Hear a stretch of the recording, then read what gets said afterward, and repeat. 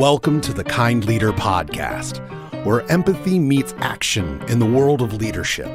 Your host, Gino DeGregory, engages with innovators and seasoned professionals from diverse sectors, all demonstrating the power of leading with kindness. And now, your host, Gino DeGregory. Welcome to the Kind Leader Podcast. I'm your host, Gino DeGregory. Today's episode, we're discussing leadership in challenging environments, workplace dynamics, and the future of digital transformation. Our guest, Eric Sharan, is a technology executive, author, and thought leader with over 25 years of experience driving digital innovation, AI strategies, and cloud transformation. Eric has held key leadership roles at major organizations like Microsoft and Capital One, where he's led groundbreaking initiatives in cloud resilience, AI, and data-driven transformation. He's also the author of an upcoming book, Have You Ever Had a Boss That... Succeeding in a Dysfunctional Workplace, which explores various boss archetypes and provides actionable strategies for professionals to thrive in challenging work environments. Why is this conversation important to our audience here? Leadership isn't always easy. Many professionals struggle with difficult workplace cultures and ineffective management. Eric's expertise offers valuable insight on how to navigate these challenges. Eric, welcome. Your leadership journey is truly remarkable. Can you share a bit about your background and what inspired you about this book when in your experience? Yeah, absolutely. So I'm a Gen Xer, so I've been around for a while. I've been through all sorts of cultural and corporate leadership transformations, leadership training. I've made my fair share of mistakes being a leader. I guess you could call me, if you look back at my career, I was a reluctant leader. So one of the worst things that you can do, especially for technologists early on, is take a great developer and make them a manager because they're a great developer. And so I actually was rewarded with a pretty good management position early on in my career. And I quickly realized that it wasn't for me. There were so many energy draining elements of that role at the time, which was focused around like performance appraisals and vacation requests and sick time. And just the administration element of it was a real energy drainer for me at the time that I had accepted the role. And then when I joined Microsoft, very purposefully for the next maybe 10 or 15 years, I spent at Microsoft, both in the field and in engineering, I was a purposeful individual contributor, mainly because I had the opportunity. Microsoft was a very matrixed company. And so I had the opportunity to lead without all the administrative overhead that I realized that I really did not have a lot of appetite for when I was early on in my career. And one of my managers at the time, one of the best managers I've had at the company, sat me down and said, Eric, you've done a great job going fast. And you've made a significant amount of impact both inside and outside of Microsoft in the industry across multiple industrial verticals. The biggest challenge, though, is I need you to go far. I need you to bring people along. And in order to go far, you need to bring people with you. And so Yep. I said, all right, I'll do it. And made a few mistakes. I hired people that looked and not looked, but looked on in terms of like talent and capability and even down to communication patterns. I'd be like, hey, that person's almost exactly like me. Come work with me. And so, hiring in that way might seem like the right thing to do, but I learned that once you hire people that are almost exactly like you all have the same blind spots. And so I learned that pretty quickly that diversity in terms of not just background and demographics, but also in terms of thought and approaches and experiences is super important because you have a more well-rounded team. But during this time, I also began to encounter these what I call unhelpful behaviors in people. And these unhelpful behaviors were things that were shocking and horrifying, and they awed me in the worst of ways possible. And then I began to realize that these things seem to repeat, both within the same leader as well as other leaders as well. And so it wasn't until I kind of had a conversation with a couple of VP colleagues of mine in which we were kind of just confidentially commiserating about an individual leader. And we were kind of like, hey, yeah, I've seen this behavior before. I've seen this happen before. And, it's shocking if you're dealing with it for the first time, but I've dealt with it across multiple leaders 3 times now. Here's what you do. And then so we kind of started giving, these behaviors interesting names. And then somebody said, hey, you should write this down. And I'm like, okay, I'll write it down. And so that's where the genesis of the book came from. Beautiful, beautiful. Congratulations on your success. And then I'm sure writing a book is not easy either. And, and then putting all these pieces together. I can't wait to read it for sure. So we'll dive right into the questions. So the first questions that I'd like to ask all my guests here is, what does being a kind leader mean to you? Yeah, it's a great question. I think that in my career, if I look back, kind leaders are leaders that certainly care about their employees. They're there to make other people better and greater and to amplify their achievements and to be the shoulders on which your team members stand on to achieve their career aspirations and career velocity. So, kind leadership, I think it involves certainly the interactions, caring about your employees, making sure that you're helping them set boundaries, achieve work life balance to make sure that they're happy and energized, and that there are more energy givers in their roles than energy takers. Certainly, that balance is going to be inverted, but the idea is that if you're a kind leader, people will flex. They'll say, all right, this is going to be a period in which there's more energy takers than givers. That's why this is called work, not fun. But at the same time, we want people to have fun at work. And so making sure that you're providing the right opportunities for visibility, career velocity, and to bring people energy in the role and to give them guidance, I think is important. I think a kind leader hates surprises in the workplace.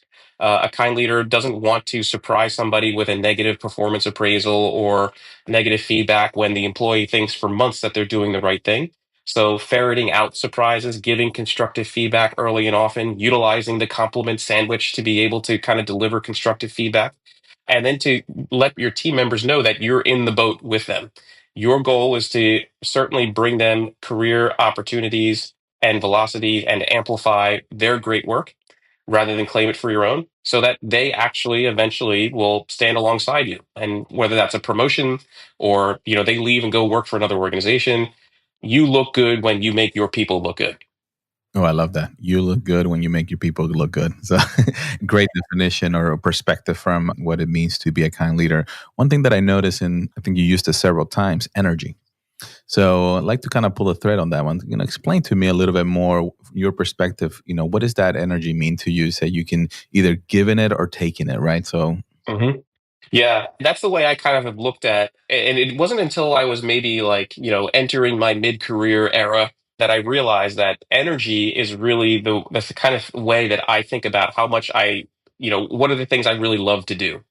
So you've probably heard the saying, like, if you find a job you love, you'll never work another day in your life. I think that yeah, that's true. that is very I've true. had jobs where there was an energy deficit, like the job was an energy vampire, and there was no turning around. So I would wake up before my alarm, before my phone went off, and I'd be like, "Ugh, it's Tuesday." Right? And Mhm. we've all had experiences in jobs like that. And some jobs, they vacillate. They go from energy drainers to, hey, I can't wait to wake up. I was fortunate enough to work really hard about finding roles, jobs, and opportunities in which the focus was more energy given to me by allowing me to create, to help people, to amplify other people's work, to really do things that were changing the industry, to discover. Those are things that bring me energy. Things that take away my energy, and it's important for everybody to realize this, things that take away energy for me are routine things. Mhm. Creating slides every month, delivering the same reports every month, things that are just routine, already figured out, devoid of creativity. You're just maintaining things. Now, certain people may be like, I love that. That's what brings me energy. Just making Right. sure I'm doing the same thing over and over again and I'm doing it with high quality. For me, that's not it. I love tackling problems that nobody has even thought about before, or even figuring out not what's the right next solution, but what are the right next questions to ask that I don't even know the answers to. Like that's what gets me out of bed, and that's what brings me energy. And I think it's like this with jobs, relationships, whatever have you. When the bad starts to outweigh the good, it's time for you to figure out how you deal with that. When the energy drainers are eclipsing the energy bringers, it's also time for you to take stock and figure out, do I have to follow strategies like the kind of the strategies I wrote in my book in the face of unhelpful behaviors that are causing these energy drainers? Or do I actually have to know my worth? Do I have to know that, hey, you know what? I've tried all the coping strategies that Eric talked about to deal with these unhelpful behaviors. It's time for me to go look somewhere else. So that's really why I think the way I think about energy.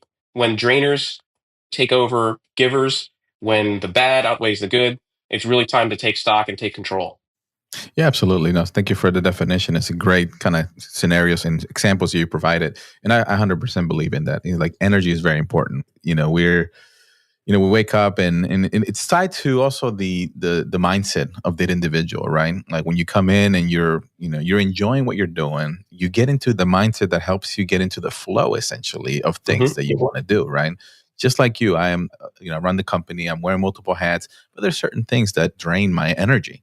Like I dread kind of looking at, we're in tax season, so I got to look at, numbers, details, stuff like that, right? I was like, compared to like I live 5-10 years or maybe not that far along, but I live in the future, right? Like how can I take this company to the next level, the next phases of the technology, looking at technology, how can we infuse technology into the stuff, and you can just feel it when I'm talking about it. I can feel it in you, when you're talking, and that kind of stuff. So to our audience, understanding energy and looking at that is, and in their organization is very helpful to understand. I think that's a great example for them to use. Is the energy that you're getting from that organization positive, or is it draining from you? And like you said, Hmm. if it is draining from you, then it's time to move on, right? It's not a win-win environment, right? Get work is work, but at the end of the day, is you only live once. Why be in an environment that is going to drain the energy rather than give you that energy, and then you're given the same energy, and now you're elevating everything around you. Yeah, for me, for every creative, open-minded whiteboard session, there's going to be an expense report, right? And so the question is, does the expense report eclipse that engaging, creative, whiteboard session? The answer is, fortunately for me, no. Like that's worth maybe like 15 expense reports, right? But it's that balance that's very important. And I think the other point you brought up, which was really great, I actually write about this, is the power of a positive mental attitude, which is you can dwell and become jaded around the energy takers. And that actually can contribute to a downward spiral Mhm. in which you are just like, gosh, I'm so miserable. And you end up running from a burning building instead of running to your next opportunity. Right. And the problem with running from a burning building is you might run into another building that's on fire, right? Because everything looks better when the building behind you that you're in is on fire. Right. So a positive mental attitude is something I write about in the book, in which you have to develop this. And the term resiliency, I think, is used across multiple. And I might even be bordering on overused, but resiliency is one in which you kind of try to not to let yourself fall into that negative spiral by taking command of your perceptions, and saying, "What do I get to do today? I Hmm. get to figure out if I'm going to be subject to these behaviors from these unhelpful bosses, or I'm actually going to take control and try to manage upwards, utilizing some of the techniques in the book. Like I'm going to try to make suggestions that are going to make everybody's experience here better." Yeah, absolutely. Actually, I was giving a talk 2 days ago to a university students, and one of the things that I brought up is mindset in going into the workforce. Is and what I share with them is the world happening to you, or is the Hmm. world happening for you? There's a big Love it. difference between that. If you go into the world thinking that it's happening to you, you feel like you have no control. You feel like there's nothing you can do, and you're just there, right, existing without not providing any energy or getting any energy, essentially, right? Hmm. But if the world is happening for you, that's a shift in mindset where it's my playground. I can create, and I can create the journey that I want. I can create the environment that I desire. And if, like you said, the office is burning, don't just rush. Look at ways to to create a better environment for yourself. Right. Exactly right. Totally agree with that. I like the fact that the world becomes your playground and that you can kind of take control. And it's very similar to what I tell my team around changes, right? But we've all, well, I don't know if we've all, but most folks that are in, a corporate environment, when one of your managers leaves and there's a reorg season in lots of companies and a new person comes, you're like, oh gosh, all my career credit went out the window. That person knew all of the things that I've done. They've known all of my, that I was up for a promotion, all these different things. And now this new person comes in and they don't know anything about you. And you're just like, gosh, what do I do now? And the one thing I often say to my teams is change is a universal constant. You can either lean into it and be part of it, or you can be subject to it. And it's very similar to kind of like, does the world happen to you? Or, do you get to kind of define the way your world looks? Love that perspective. Absolutely. So speaking of the mindset and the perspective, as you were writing your book, or your book is now published, looking at all the different archetypes of bosses, if you can kind of give us a quick breakdown of what they are, and then what do you think is the most common and how professionals should handle them? Yeah, it's a great question. I mean, so there's so many. There's the archetype where I call the firefighter, which is somebody that views their own value to the organization, and the organization responds by saying that if there is a crisis, this is a person that I really want in the fire, making the decisions, figuring out how to put it out, and then returning the organization to a semblance of normalcy. When money stops moving, when systems go down, these are the people that get up in the middle of the night and sometimes travel to the office, bring their teams in, develop tiger teams, SWAT teams, and then resolve the issue. The challenge with that, though, is that the firefighter manager doesn't really do good in peacetime, right? They don't do Mm. well when there's no emergencies. And what that means is, or why they don't do well means that, hey, you know what? We had a fire. Now it's time to practice fire prevention. The prevention element, fixing root causes, those things are not valuable for a number of reasons. One of which is there's a dopamine hit when they are engaged in a fire. It's time to spin up, time to call, sound the alarm. Don't worry, I've got it.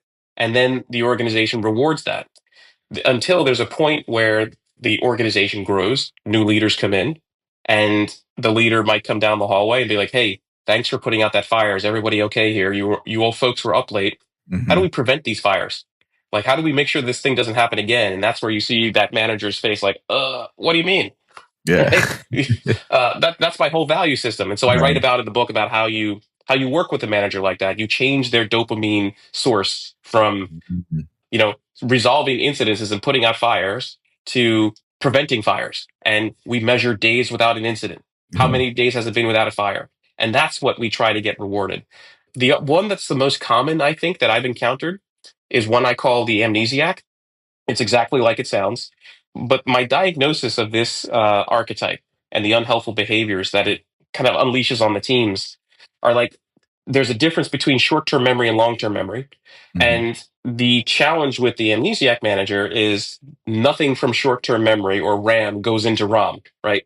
So when you are trying to prepare your manager to support you in a C suite conversation in which you've got to convince the CFO to make a cloud investment, Yeah. and your manager, you speak to them and you go, here are the slides, here's exactly my points, here's where you can contribute.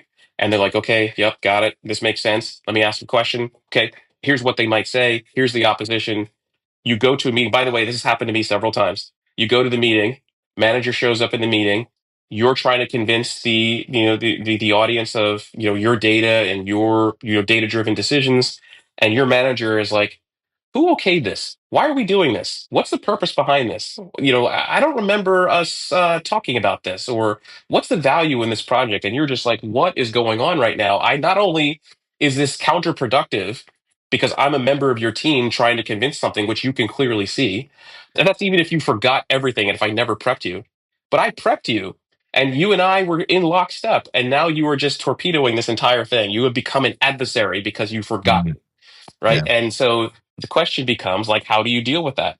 Certainly, there's the injustice of it in the moment. If you're experiencing it for the first time, like, I can't believe this. Maybe this Mm. is some kind of backward strategy for you to Right. appear to be the enemy and me to have to defend myself against you. These people might have mercy. It's not that complex. If that's not the strategy is they just forgot and they don't know and they don't have the self awareness to be like, well, this person needs my support, right? They don't Right. need me to cut them down because I just can't remember. So that to me, I think is the most common. And then there are techniques that I use to kind of get around that. Gotcha. Interesting, perspective there on an amnesiac, because, that could also be interpreted in a way like, is this intentional, negative, trying to like do that? Or the way you presented it is more like it could be just they forgot, right? Compared to like I being more thought it was intentional. I thought it was intentional. I'm like, oh, maybe this is part of some kind of cool strategy I don't know about. Yeah. Maybe they're playing the bad cop so that the C-level executives will be the good cop. And but it was not that. Yeah. Yeah. Maybe Yeah. that happened early Yeah. on, but the majority of time, and what I'd like to do in the book is I try to get people to empathize with the leader that's exhibiting the bad behavior, which sounds counterintuitive, but you can't really manage upwards until you know what they're facing. These leaders have unimaginable results that they have to deliver. They have to also make sure their teams are happy because that gets measured. They Yeah. have emails, they have Slack messages, Teams messages, they have people asking them questions, they have escalations. And so Mhm. they are constantly kind of like in this fear state is the wrong word, but it's like this survival state. Where's the next threat coming from? And now Yeah. here comes Eric trying to talk to me about something strategic. And you're like, okay, that sounds good. I don't have to worry about that. And then it's gone, right? Yeah. Right. Until they get into that situation and like it's the first day again. It's like Yeah. 51st dates or Yeah. Groundhog Yeah. Day, right? Right. So, Right. Right. but that's the reason why. It's not because they are just fundamentally flawed, or Right. they might have it out for you. Don't get me Yeah. wrong, that happens, but Right. it's usually Right. not the Right. case. Right, right, right. And I like that because it gives a good perspective from you coming at it from you remove a little bit of fear and give the benefit of the doubt for those bosses for the individual to kind of work through that process. And I'm sure in your book, you kind of work through the different scenarios on how they can Hmm. navigate and in communication. I would imagine that connection, right? And reminders and, different things could be part of that process where they can follow. But yeah, I mean, I really like how you position it. Coming back real quick to the firefighter mode. I mean, I've seen it, and the dopamine is real. I mean, of wanting to firefight, and sometimes to a point I've seen it where they create their own fire to be able to put it out. Yeah, yeah, And been there. and yeah, and I want to kind of highlight some of the things and how you can communicate with us. Again, they're not being mean about it or trying to bring down the company. It's just that Hmm. it's in there. It's almost like they've been trained and the pattern is there. So how do you break out of that pattern? And I love what you're saying is reward other things that are going to help them kind of be better. So That's exactly right. Like if you imagine, your house, right, and there's fires breaking out all the time. Certainly, if there's a fire in your kitchen, you feel like, "Whew, I put that fire out," but there's damage to the kitchen, right? yeah, And if a fire breaks out in your living room, you're like, "Awesome, the house did not burn down. Whew, that was close." But now there's just like this smoking, pit in your living room, right? So you don't want the damage that fires cause, even if you put them out. You want your house to be beautiful. You want your house to be attractive. And so you want to make sure that there isn't fire damage in every room.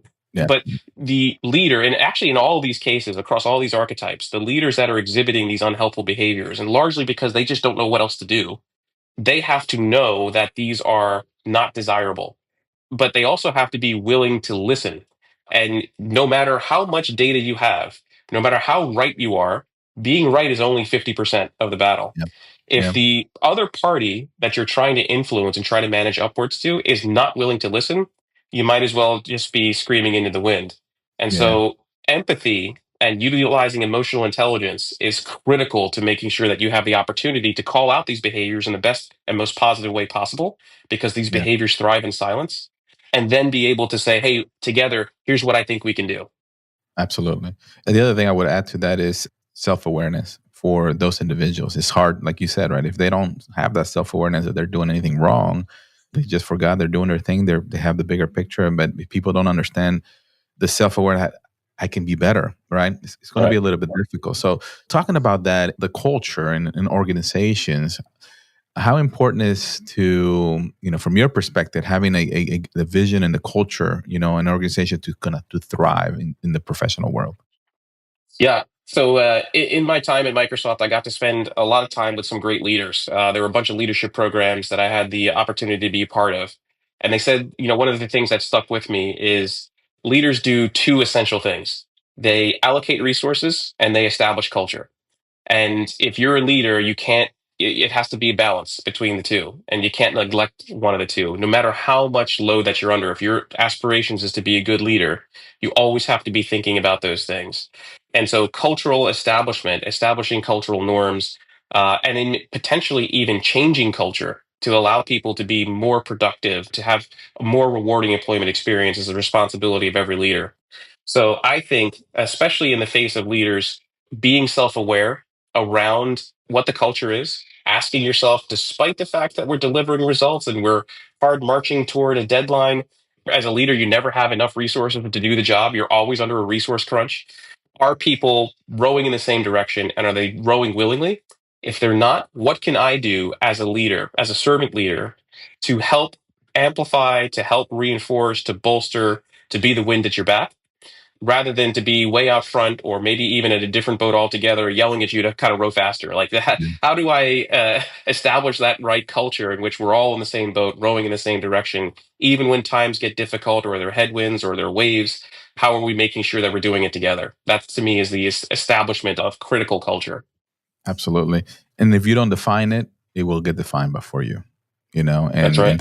that's the biggest, challenge I think I see in organizations or even departments, right? Even the microcultures within those departments, right? If you don't help define it, it will be defined for you, and it may not be the culture you want. So, There's an archetype in the book called the complainer, and this is a manager that is completely not aware or lacks self awareness, and so they actually are very transparent, which you might sound like a good thing, but in this scenario, it's not because their challenges, their leadership challenges, whether they feel like their team is being slighted, whether they're being passed over for promotions, whether they're asking for budget and they don't get it, or they're asking for new resources and they don't get it, there's just this stream of consciousness in which they're like, you know how things are around here. We never have enough resources to do the right thing. Or I tried going and asking for, additional budget, but you know what's going to happen. They're going to tell me no. And this entire like negativity kind of just is like a poison in the well to the team. And the complainer has no idea that, while you might feel those frustrations, you then have to be the self-aware, I won't say bigger person, but you have to realize how your communications might be heard by your team and what the impact is, because now you're basically dropping poison into the reservoir. And your Mhm. job is to kind of be that buffer to say, listen, we're not going to get the resources. We're probably not. Here's what we're going to do instead. And it's all about that mind shift. But the complainer archetype actually is quite challenging. And I have techniques on how you kind of bring a complainer along. Very nice, very nice. Like I said, I can't wait to read the book. I'm going to get some good tips on that. So one thing that I noticed, your background is in IT, and my background is in IT as well. But here we are talking about kind leadership and, archetype, different bosses and culture and stuff like that. With AI and digital transformation, why is this important? Why are these conversations important? And what is the impact of AI in leadership? Yeah, it's a great question. So I used to hear the term digital transformation maybe 10 years ago. It started cropping up, and everyone's like, yeah, we got to digitally transform. But I'm like, does anybody really know what that means? And so I began a quest to kind of define what digital transformation actually was. And listen, my definition is not a de facto definition, but the way I think about it, and people tend to agree, is that digital transformation is, does the organization make or save any additional money, dollars, ROI associated with a technology investment that is going to be change managed and implemented by the team? So, and the reason why I center on dollars is because a lot of times, in the tech industry, on both sides, as a seller and a customer, I've been both, right? So working for Microsoft, we're like, hey, this will help, Office will help double your productivity for information workers. And, execs are like, yeah, that sounds good, double productivity. But in the end, what that really means is you're buying a promise of productivity. You're not actually buying a software platform that is going to guarantee that productivity. And the question also eventually becomes, once they're done with the sales pitch, what does enhanced productivity actually mean? How do I measure that? Is it measured in hours? Is it measured in days? Does it measured in the truncation of tasks? And are those tasks actually going to bring the organization new revenue, new margin, or not? And then if you fold in AI is the ultimate, it's like the calculator of our generation, right? Like, Right. so again, I've been around a while. I remember in grade school, the calculator was outlawed, right? We Oh, don't yeah. want you to turn to you won't be able to add two numbers in your head together if you don't do the math on paper, right? Yeah. And we've seen how that's changed. AI is, to me, is the same way. It's this generation's calculator, which Right. is, first of all, the incumbents are kind of like, nope, it's a shortcut. You need to do the hard work. Stop relying Right. on it. It's inaccurate. We're afraid of it. To, Mhm. maybe there are situations where this might make me more productive. And I think we're there right now, which is we're coming out of the trough of disillusionment, if you're familiar with that Gartner hype curve. Mhm. Yep. And now we're starting to see ways in which these things, agents and things like that, can actually be productive and useful. Absolutely. And I see the way that the way I'm trying to connect the dots with the stuff that I'm doing and the stuff that you're doing is it's important to still have the human touch to it, right? There's technology that's going to allow you to improve, but you still got to deal with not deal, but you still got to work with people and understand Right. the personalities, understand. And I see technology just as another tool. I see Hmm. technology just as another way to get us somewhere. Maybe now that we have AI agents, we're going to go there faster. To your point, circle back to what you were saying. We can get there faster, but how do we go farther? Right. Right. And the way we go farther is by connecting the dots and connecting with our people, treating our people like, with the value, and create that vision and the culture that's going to take you farther, and then leverage the technology to get you faster as well, right? So does that make sense? It really does, because there's so many organizations that I've had conversations with, which is like, all right, how do I get rid of my call centers and what can these AI agents do? Right. And so, listen, those are all great questions, right? Right. You want to be able to take technology and to save or make money. But I really like the perspective, which is AI is just the latest technology and tool to lift the tide of all boats. Certainly, it's going to help you optimize, but ultimately, the goal is how do you integrate it into the DNA of your organization so that it allows you to do things faster so that you can go farther, so that you can actually free up people to do higher order thinking, not necessarily lay them off or eliminate them. But Right. what makes a human being or human workers value is that they're creative. It takes them a shorter time to learn things. I don't have to Hmm. show a person thousands of pictures of cats or dogs for them to understand the difference between a cat and a dog, right? So how do I leverage that uniquely human talent to drive the organization farther if I can give them AI agents and AI tools and capabilities? Absolutely. No, well said. And, from a leadership perspective, what's the vision? I mean, we're seeing a lot of transformation in different kind of leadership types. What do you think for new folks coming out of university, or so people wanting to move, into other employment types? What do you recommend? What is the vision for leaders in the near future? I think the visions for leaders in the near future are going to be trying to shed. Well, I think I'll take it from a couple perspectives. The first is a leader that is looking to bring on talent. As a Gen Xer, somebody that's been around for a while like me, we have to really understand what talent looks like today is not the same thing that talent looked like when we were actually starting our careers. So you used to have stacks of paper resumes. You have to go through those resumes sent to you by a recruiter. You'd look for early in career folks. You'd look at the university. Oh, that's a pretty prestigious university. Let's move them to the top of the stack and let me try to connect with them and figure out, let me tell you how things are done around here. Right. The way I think things are now is I think talent coming out of universities and people coming into the workplace, they have a better command of their worth. It's less like, hey, please let me work for you. I just need to start. I'll start on the ground floor and I'll work as hard as possible. I think that those are great traits and they appeal Mm-hmm. to people who are making these decisions like me.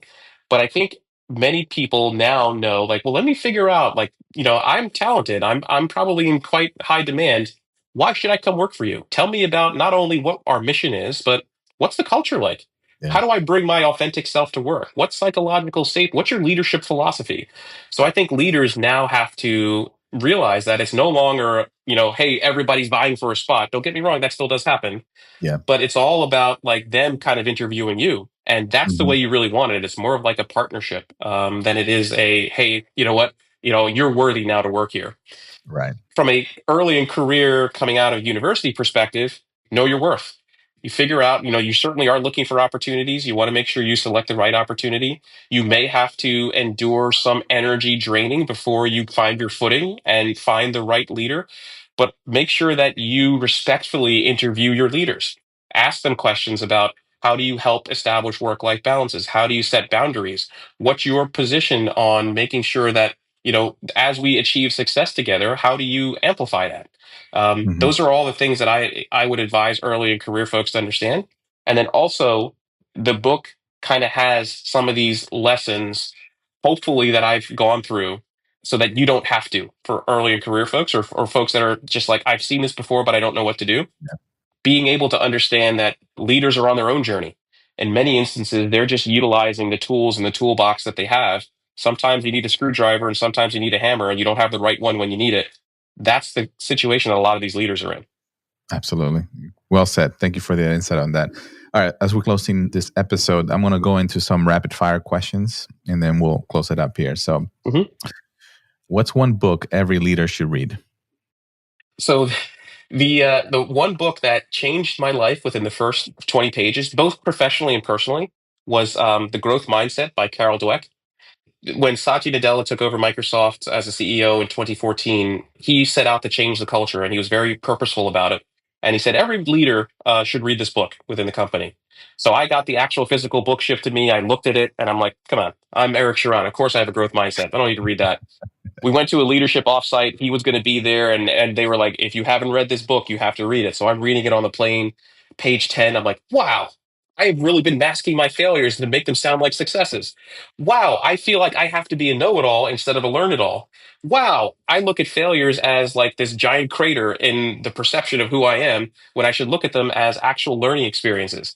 And so that book kind of changed my life, even to how I raised, my wife and I raised our children.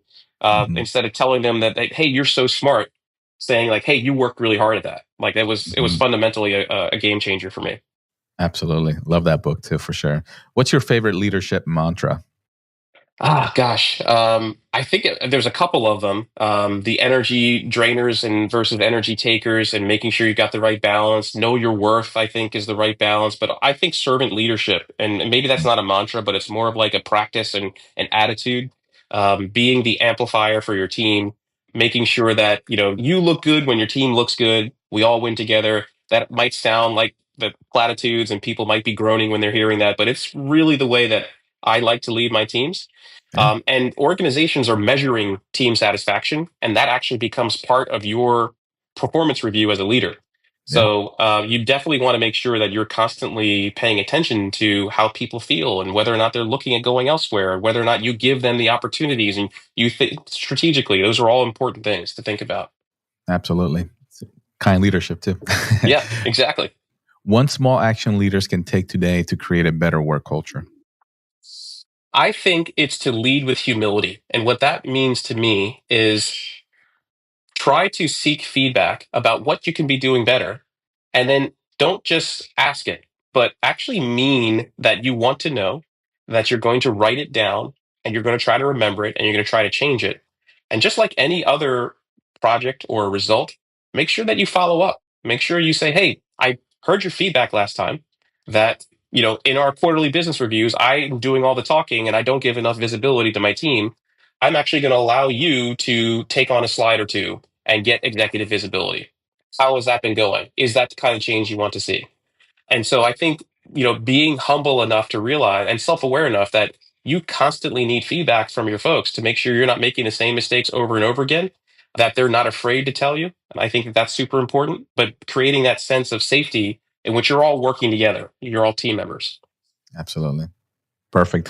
All right. If you could have coffee with anyone alive or from the past, who would it be and why? I have come to be inspired by Simon Sinek and his books like, Leaders Eat Last, a lot of his perceptions around leadership and leadership coaching I thought were really amazing. I know you asked for one person, but I actually have had a chance to spend time with Satya Nadella as well. And the way that he espouses servant leadership, the way that he is truly like an amazing tech CEO. Mhm. There was a time where I had a chance to sit with him and kind of review some Python code that I was writing at the time, Oh, no and way. he was Wow. asking me questions, and I was like, "What? Wow!" And so just but ultimately, what that boils down to is the authenticity. Yeah. He was authentically technical. He's authentically a servant leader. He's authentically has track record from being a developer to a manager to a technology leader. I think that leading with authenticity is super important. Absolutely. Actually, I don't think I shared with you, but one of my goals is to have him in my podcast one day. So Oh, hopefully, fantastic! Great goal. hopefully we'll make that happen in the future. Perfect. Great people for sure to have coffee with. And two more questions. Where can our listeners connect with you and learn more about you and the new book? You definitely can connect with me on LinkedIn. You can just search, my name, Eric Sharon, Charran. Author Eric Sharon is my handles on Instagram and TikTok. So please reach out. Love to hear what you think of the book. Ping me on any of those platforms and love to engage. Beautiful, beautiful. And it's already out, right? I can find it in Amazon or any other. Yep, absolutely. Perfect. Any final message you'd like to leave with our audience today? Yeah, I think the final message I'd like to leave folks is that these unhelpful behaviors from your managers, they thrive in silence, and you are not powerless. It's not being done to you, although I'm certainly, in the majority of cases, it's not being done to you. It's just that they have the wrong tools, and they have the wrong tools because their leaders have the wrong tools, and then these things persist in silence. So you have the opportunity, you get to try to take command of how you deal with it, how you perceive it. You get to emotionally interact with these users to understand their perspectives and where they are. And then you get to try to create a strategy or coping strategy and thriving strategy, hopefully by leveraging some of the lessons that I've learned in my career throughout my time in the industry, throughout the book. And you get to try to grow and manage your manager together. You get to grow together. Beautiful. I love it. Awesome, Eric. So thank you very much. This conversation has been incredible, insightful for me and I'm sure for our audience here. Thank you for sharing all of that. And I'm looking forward to definitely reading your book. And to our audience, thank you for listening. And the best way to support this podcast, if you want to share it out to folks that may benefit from this episode or just keep listening to this, that will be great. We want to continue to share the word out there about leading with kindness, with empathy, and continue to share some amazing things like what Eric did today. So thanks again, Eric. And with that, I'll leave you with be kind, bring value, rise together. Have an amazing day, everybody.